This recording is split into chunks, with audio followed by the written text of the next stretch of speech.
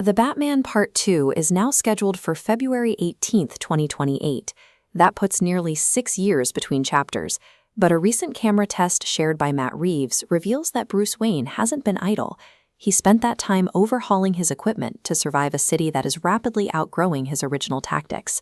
Robert Pattinson is returning to a suit with significant physical modifications. Reeves confirmed on social media that the ears on the new cowl are noticeably longer and sharper, fundamentally altering the Caped Crusader silhouette. The footage also reveals a thick, heavy-duty chin guard built into the lower half of the mask. It's a departure from the exposed jawline of the previous suit, adding a layer of blunt force protection to the neck and face. Even the chest logo has been reinforced. The new emblem is thicker and rounded, doing away with the sharp points of the first film in favor of a more durable, armored design that integrates tightly into the chest plating. These modifications are a direct response to a criminal element that has systematically leveled up.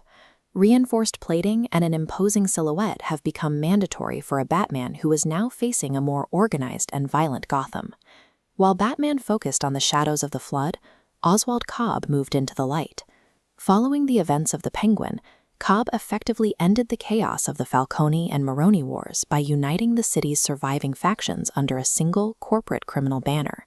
This new empire is fueled by Bliss, a highly addictive sedative produced within Arkham State Hospital. By turning a municipal medical facility into a narcotics lab, Cobb has created a financial engine that the city is unprepared to stop. The institutional defense is failing. Mayor Bella Real's anti-corruption efforts are currently outgunned by a police force that remains deeply compromised and a criminal underworld that is now better organized than the city government.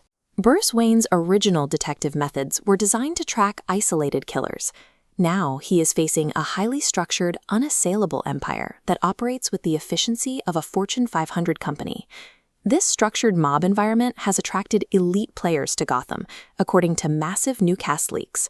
Reports suggest Scarlett Johansson is entering the franchise, potentially as a grounded and ruthless version of Pamela Isley, better known as Poison Ivy. Sebastian Stan is also rumored for the school, likely portraying a high-ranking operative within the city's new criminal hierarchy. Veteran actor Charles Dance is another key addition, adding serious presence to the film's expanding roster of antagonists. With Brian Tyree Henry also joining the cast, Gotham is facing an all-star hostile takeover from every direction. The core theory connecting these characters suggests the Court of Owls is capitalizing on the city's ruined ecosystem. By using their historic wealth to manipulate both the mob and new threats like Ivy, the court is reportedly clearing the board for permanent, invisible control. Batman is being pulled into a psychological heist. He isn't fighting brawlers in the street. He is being outmaneuvered by legacy wealth and elite manipulation.